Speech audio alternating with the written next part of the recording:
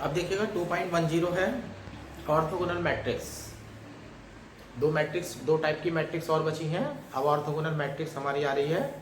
Orthogonal matrix, अगर कोई आपके पास स्क्वायर मैट्रिक्स है और वो ये प्रॉपर्टी रखती है कि A dash is equal to identity matrix के होगा, तो ऐसे केस में जो मैट्रिक्स है वो ऑर्थोगोनल मैट्रिक्स कहलाती है। ये है A square matrix, capital A is called orthogonal if A dash is equal to I is equal to A dash A. यानी कि किसी भी मैट्रिक्स का ट्रांसपोज लेकर के मल्टीप्लाई करने के बाद अगर आइडेंटिटी आ जाती है तो आप ये कहेंगे कि वो मैट्रिक्स जो है वो ऑर्थोगोनल मैट्रिक्स है। इसके बाद ऑर्थोगोनल मैट्रिक्स का एग्जाम्पल नंबर 1 है, 2 है। 1 कर लीजिएगा, एग्जाम्पल नंबर 2 मैं बता देता हूं। एग्जाम्पल 2 में है if A is an orthogonal Matrix so that determinant A is equal to plus minus 1।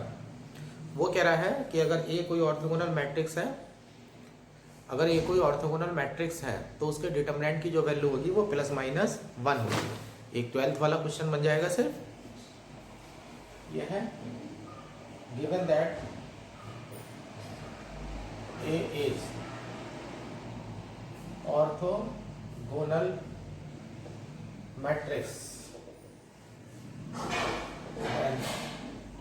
A dash is equal to I is equal to A dash ए।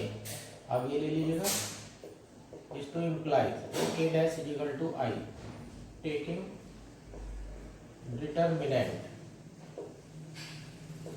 दोनों तरफ का डिटरमिनेंट यानी कि सारणी ले लीजिएगा। Is to imply determinant A dash is equal to determinant I. Determinant I हो गया।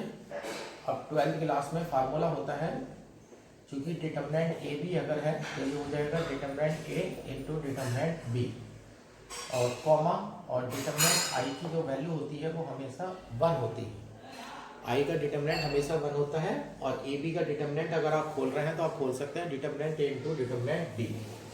तो ये हो जाता है determinant A into determinant A dash is equal to 1। फिर 12th क्लास की प्रॉपर्टी होती है determinant A dash is equal to determinant A. A का डिटरमिनेंट ले लीजिएगा, ए डैश का डिटरमिनेंट ले लीजिएगा, बात एक ही है। तो इस टू इम्प्लाई हो जाता है determinant A square is equal to 1। इस to imply determinant A is equal to plus minus 1। इस तरह से आपका एग्जाम्पल जो है प्रूव हो जाता है कि डिटरमिनेंट की जो वैल्यू है वो या तो प्लस का 1 होगी या माइनस का 1 होगी, है ना। एग्जाम्पल नंबर 3 करेंगे आप, एग्जाम्पल नंबर 4 करेंगे, एग्जाम्पल नंबर 5 करेंगे, फिर उसके बाद यूनिटरी मैट्रिक्स आ जाती है 2.11।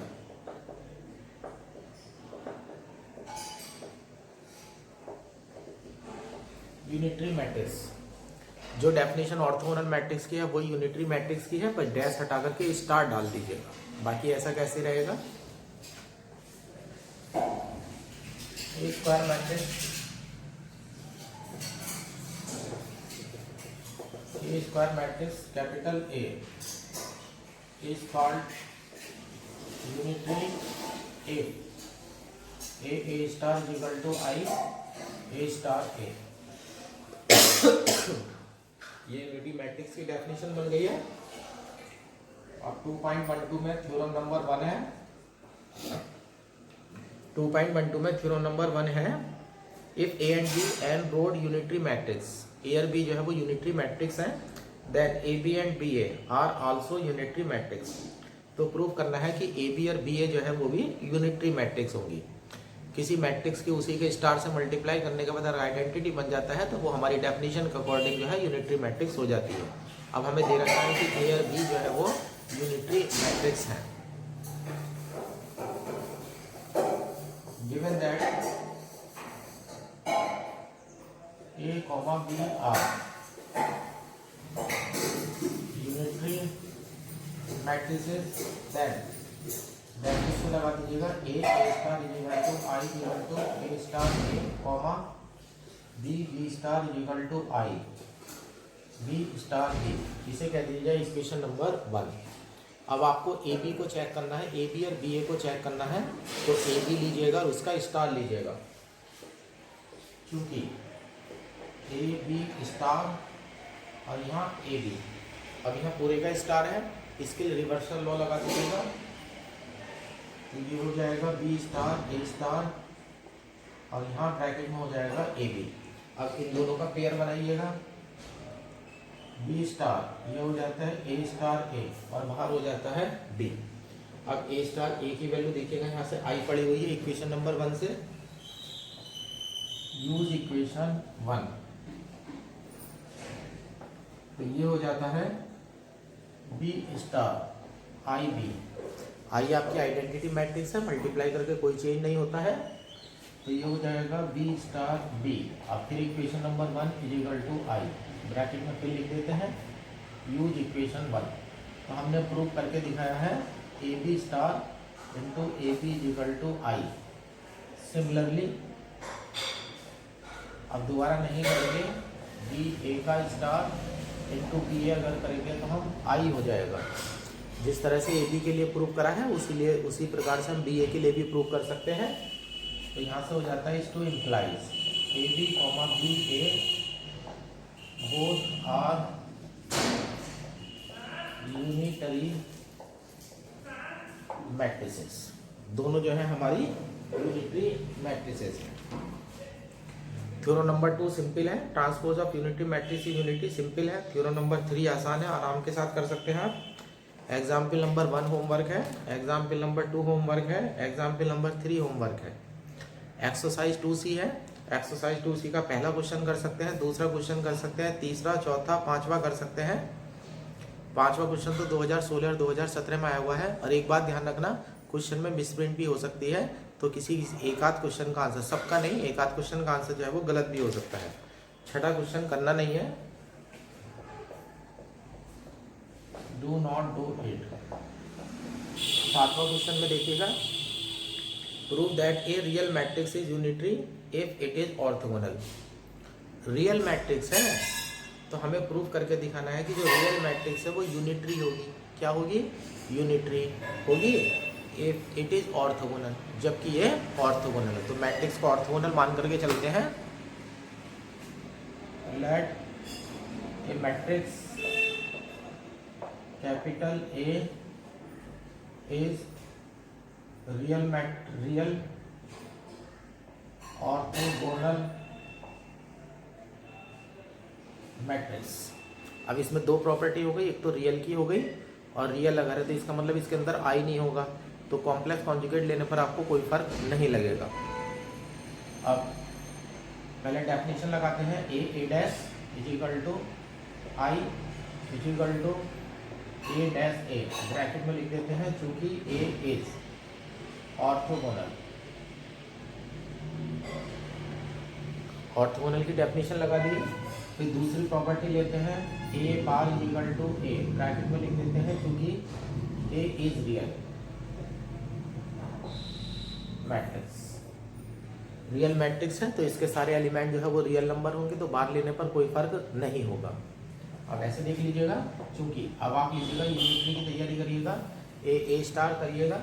ए स्टार जब आप करेंगे तो ये हो जाएगा ए बार का डैश, ए बार की वैल्यू ए है तो ये हो जाएगा ए डैश और इक्वल टू हो जाएगा आई।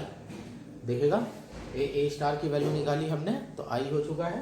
उसी तरह से एक लाइन और कर दीजिएगा, A star A is equal to A bar का dash A dash A is equal to I. ऊपर वाली इक्वेशन का यूज कर लिया है, तो यहाँ से प्रूव हो जाता है A star is equal to A star A is equal to I. This two implies A is unitary matrix. तो A जो है आपकी यूनिटरी मैट्रिक्स हो गई है। इस प्रकार से जो है आपका चैप्टर नंबर 2 जो है वो कंप्लीट हो जाता है। अब देखिएगा चैप्टर नंबर 3 शुरू करते हैं। चैप्टर नंबर 3 है रैंक ऑफ मैट्रिक्स। इस चैप्टर को पढ़ने में आपको बहुत मजा आएगा। इसमें 1 और 0 ही बनाने हैं। ये बिल्कुल बच्चों के खेल की तरह से चैप्टर है। अब हम सिखाने जा रहे हैं रैंक ऑफ मैट्रिक्स। किसी भी मैट्रिक्स की रैंक जो है वो किस तरह से निकलती है। सबसे पहला मेथड जो होता है वो माइनर मेथड होता है। ये 3.1 है,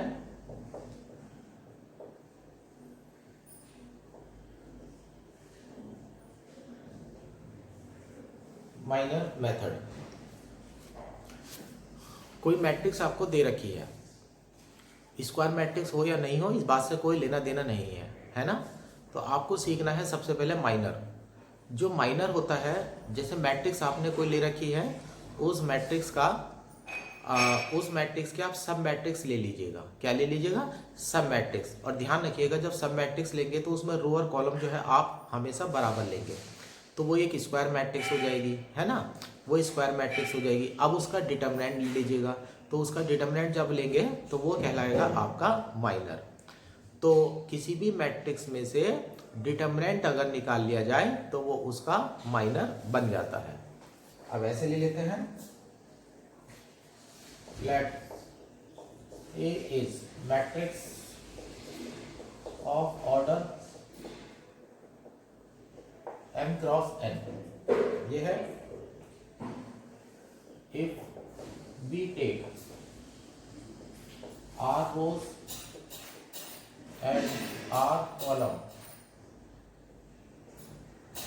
r rows and r column, then we get sub matrix of order r। यानी कि हमारे पास कोई मैट्रिक्स A है जिसका ऑर्डर m क्रॉस n है। अब उसमें से हम r तो रो ले लेते हैं और r जो है वो कॉलम ले लेते हैं, है ना। r रो ले लेते हैं और r कॉलम ले लेते हैं। तो इस तरह से जो बनता है वो बनता है सब मैट्रिक्स बनती है ऑफ ऑर्डर r की। अब इसका डिटर्मिनेंट ले लेते हैं। The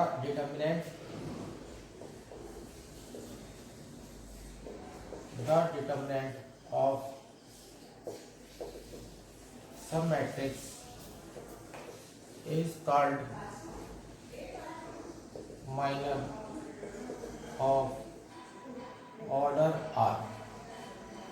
फिर सब मैट्रिक्स लेने के बाद जब उसका आप डिटर्मिनेंट ले लेंगे तो वो कहलाएगा minor of order R। R order का माइनर कहलाएगा। अब जो रैंक होगी, क्या होगी? रैंक होगी। तो आपको क्या है, माइनर चेक करने पड़ेंगे, लेकिन माइनर सबसे पहले ना बड़े वाले लिए जाएंगे। अगर किसी ऑर्डर के माइनर सारे 0 हो जाते हैं तो रैंक जो है उसके ऑर्डर से छोटी होगी। क्या होगी? उसकी ऑर्डर से छोटी होगी। और रैंक को रिप्रेजेंट करने के लिए रो का इस्तेमाल करते हैं, यूज करते हैं हम। अब इसमें यह है, if all minors of order r plus 1 are 0, then rank of A less than r plus 1।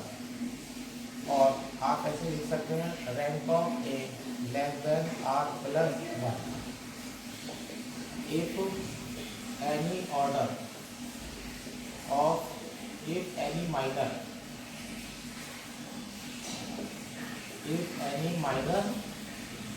of order r is not 0, then rank of A is equal to r। A की जो rank है वो r हो जाती है।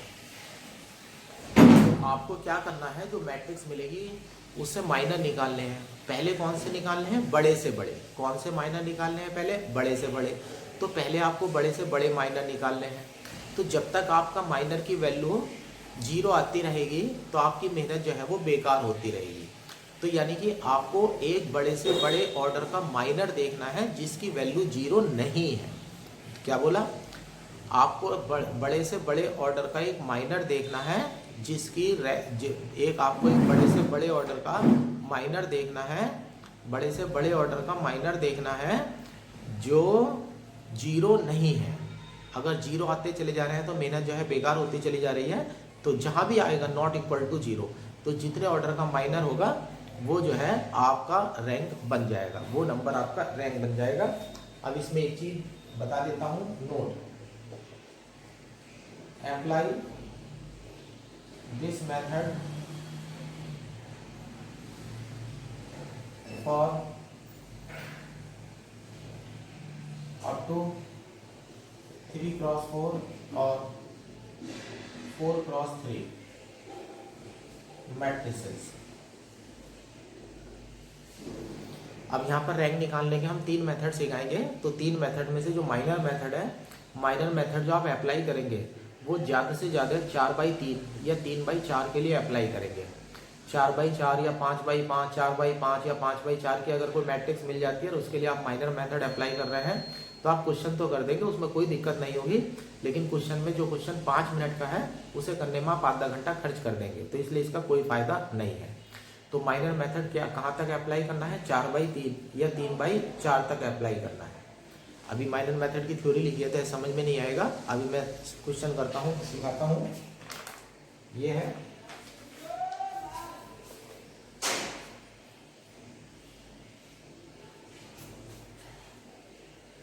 और फिर rank हो गई है। और एक नोट और लिख देता हूं,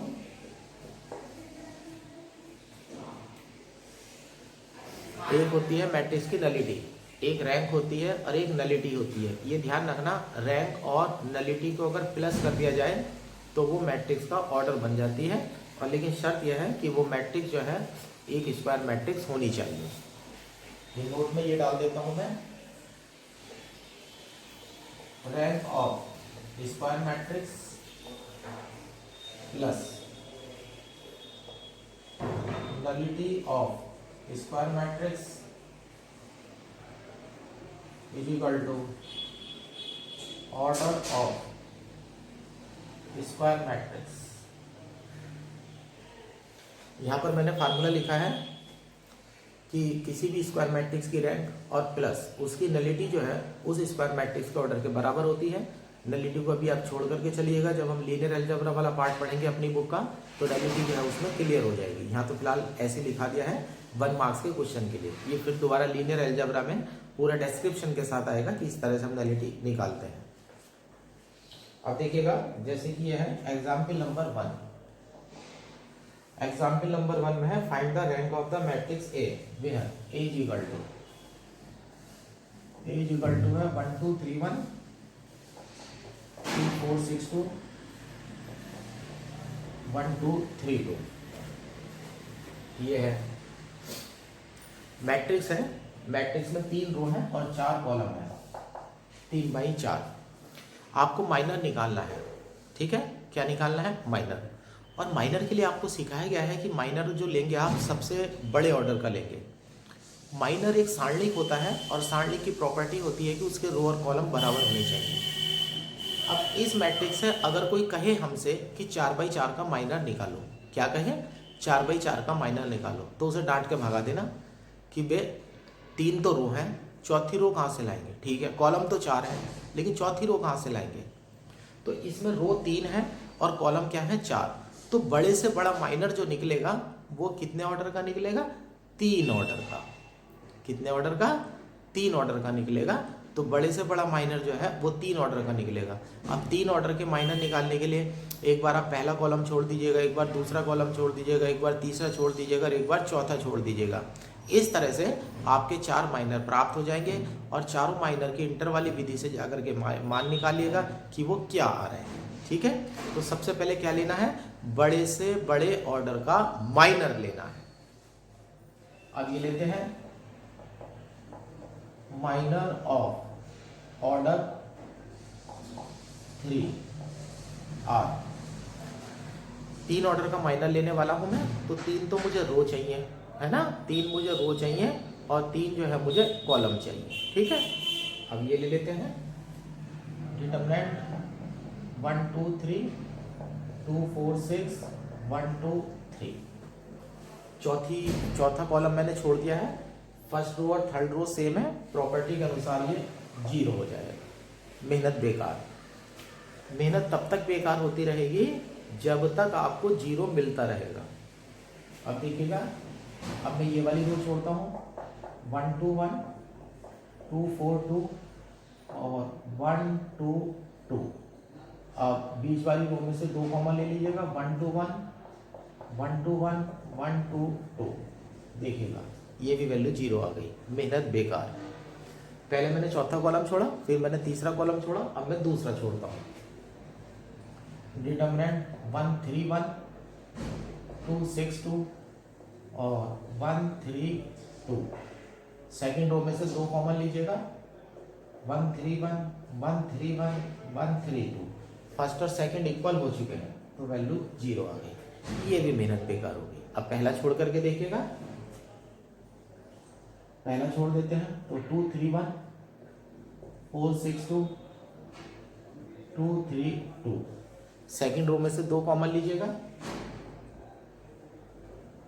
231 231 232। फर्स्ट और सेकेंड रो सेम हो चुकी हैं, वैल्यू 0 हो गई। तो 3/4 की मैट्रिक्स थी, तो माइनर एक चौथे कॉलम को छोड़ करके, एक तीसरे कॉलम को छोड़ करके, एक दूसरे कॉलम को छोड़ करके, एक पहले कॉलम को छोड़ करके हमने माइनर बनाया और सारे माइनर निकाले और वैल्यू क्या आ रही है 0। यानी कि 3 ऑर्डर के जितने भी माइनर हैं वो सारे 0 आ रहे हैं। तो यानी कि रैंक 3 से छोटी होगी। अब ऐसे लिख देंगे, all minors of order 3 are 0 then rank of A less than 3। इस माइनर मेथड में सबसे बड़ी परेशानी क्या है, आप किसी माइनर को छोड़ नहीं सकते। क्या पता जो माइनर आपने छोड़ा हो वही जो है वैल्यू दे रहा हो और वही सवाल गलत हो जाएगा। बस ये थोड़ी सी इस मेथड में प्रॉब्लम है कि आप किसी माइनर को छोड़ेंगे नहीं। तो मैंने सबसे बड़े माइनर 3 ऑर्डर के देखे और 3 ऑर्डर के जो मेरे सारे माइनर हैं वो मेरे 0 आ रहे हैं। तो मेरी जो रैंक है वो 3 से छोटी हो गई। क्या हो गई? 3 से छोटी हो गई।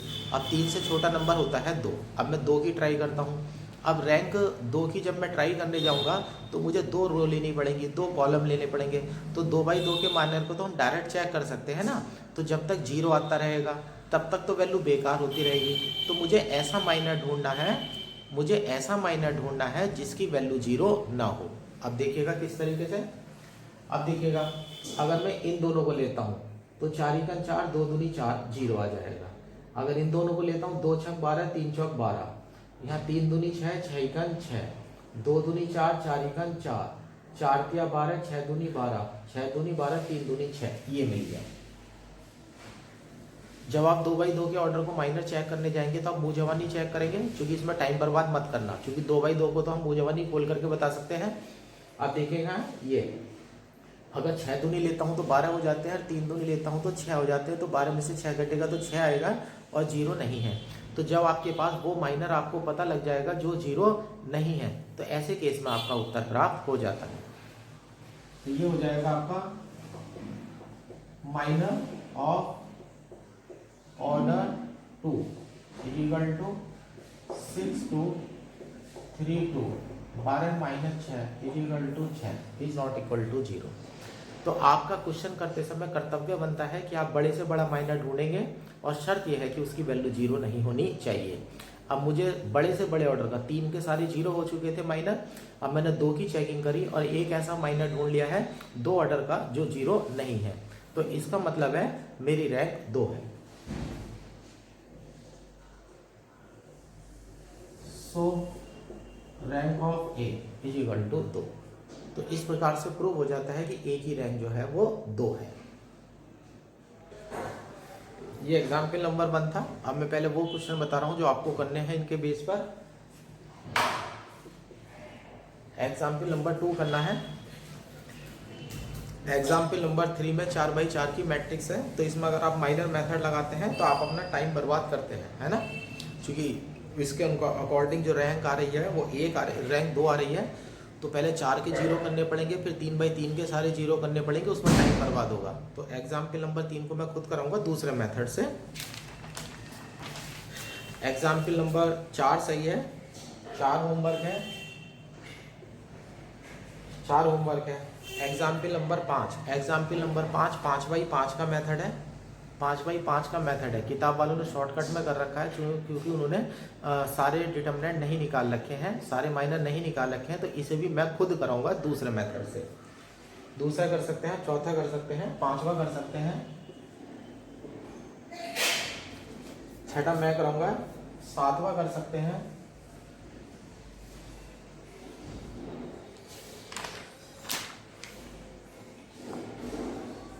8वां कर सकते हैं, 8वां एग्जाम्पल बहुत इंपॉर्टेंट है, 2013 2014 में आया हुआ है। इसमें शर्त दे रखी है, prove that the 3 points are collinear if the rank of matrix is less than 3।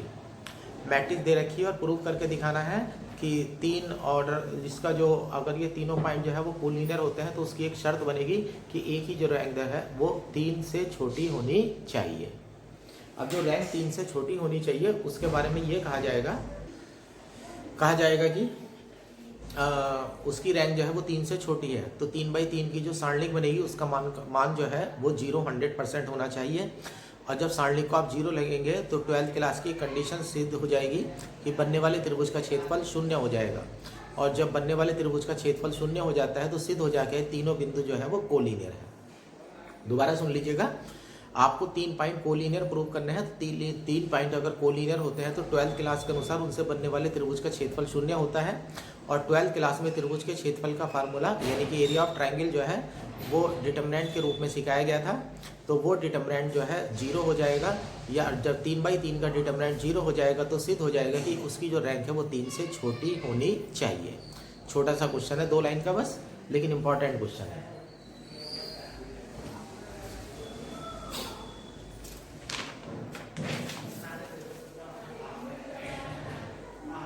अब एक्सरसाइज 3 आती है। एक्सरसाइज 3 है, ये आपका HW है। पहला क्वेश्चन कर सकते हैं, दूसरा क्वेश्चन कर सकते हैं, तीसरा क्वेश्चन कर सकते हैं, चौथा क्वेश्चन कर सकते हैं, 5वां क्वेश्चन कर सकते हैं, 6वां क्वेश्चन कर सकते हैं, 7वां क्वेश्चन कर सकते हैं, 8वां मैं कराऊंगा, 9वां मैं कराऊंगा, 10वां मैं कराऊंगा, 11वां मैं कराऊंगा। ये HW है, ये आपका होमवर्क है। ये मत देखना मैट्रिक्स में एक सवाल अगर कराया है तो मैंने होमवर्क में डाल दिए हैं सारे सवाल, आपकी ट्राई के लिए छोड़ दिए हैं। ये ऐसा मत समझना कि मैं आपके साथ अन्याय कर रहा हूँ। बच्चों का खेल है। डिटरमिनेंट जो है आप 12th क्लास में पढ़ कर गए हैं पहली तरह से, प्रॉपर्टी आप सारी जानते हैं और कोई प्रॉपर्टी नहीं लगेगी। जाते जाते मेनली जो है हमारे डिटरमिनेंट 0 आते हैं और आपको पता ही जो डिटरमिनेंट 0 आ जाते हैं वो बहुत जल्दी से हो जाते हैं। तो ध्यान क्या रखना है, क्या तरीका अपनाना है, सबसे पहले बड़े से बड़े जितने ऑर्डर के माइनर हो सकते हैं उन्हें सबको चेक करना है। अगर उनकी वैल्यू सबकी 0 आ जाती है तो रैंक उस ऑर्डर से छोटी होती है। अब जैसे मान लीजिएगा जितने मैंने सवाल होमवर्क में दिए हैं उसमें से बड़े से बड़ा माइनर होगा वो सारा 3 ऑर्डर का होगा। तो यानी कि जितने भी क्वेश्चन ये मैंने दिए हैं ये सब है डू एज एग्जाम्पल 1। सारे क्वेश्चन एग्जाम्पल नंबर 1 के होंगे। मैंने 3/4 या 4/3 से ऊपर का कोई सवाल नहीं दिया है। तो सबसे पहले आप 3/3 के सारे माइनर निकालेंगे। 3/3 के सारे माइनर में से अगर कोई 0 नहीं आ जाता है तो सवाल वहीं खत्म हो जाएगा, लिख दिया जाएगा रैंक 3 है। अगर 3/3 के सारे माइनर 0 आ जाते हैं तो फिर आप 2/2 के चेक करेंगे। सही है, 2/2 के चेक करेंगे। और यहाँ मैं ये बता दूँ 2/2 के जब आप माइनर चेक करने जाएंगे तो आप रफ इस्तेमाल करेंगे, ओरल मुँह जवानी कैलकुलेशन करेंगे, फेयर कैलकुलेशन नहीं होगी। तो सबसे पहले आपकी कोशिश रहेगी कि 2/2 का जो माइनर है वो ऐसा मिल जाए जो 0 ना हो। सपोज कर लो आपने सारे माइनर जो है वो चेक कर लिए हैं, है ना। 2/2 के सारे माइनर जो है वो 0 हो जाते हैं। तो अगर 2/2 के सारे माइनर 0 हो जाते हैं तो उस केस में लाइन लिख दिया जाएगा all the minors of order 2 are 0 then rank of A less than 2। अब 2 से छोटा नंबर होता है 1, तो ऐसे केस में जो रैंक है वो 1 होगी। 1/1 का माइनर नहीं होता है, 1/1 के माइनर का मतलब है एलिमेंट होना। अगर 1/1 का माइनर है तो उसका मतलब है एलिमेंट होना, ठीक है ना। और एलिमेंट तो कोई ना कोई नॉन जीरो एलिमेंट होगा ही होगा। तो रैंक जो है मिनिमम जो है 1 होती है। अगर कोई मैट्रिक्स है नल मैट्रिक्स यानी कि जिसके सारे एलिमेंट 0 है तो उसकी रैंक 0 होती है। लेकिन अगर कहीं भी एक एलिमेंट आ जाएगा तो छोटे से छोटी रैंक जो होती है वो 1 होती है। तो ये जितने क्वेश्चन दिए गए हैं उनकी प्रैक्टिस आप पहले वाले क्वेश्चन की तरह से करिएगा, क्योंकि जो मैट्रिक्स वाली बुक है उसमें से 90% काम जो है वो आपको करना है और 10% काम जो है मुझे करना है। बस आपकी जो प्रैक्टिस है वो थोड़ी सी अच्छी होनी चाहिए जिससे कि हाथ बहुत तेज़ी से चल सके।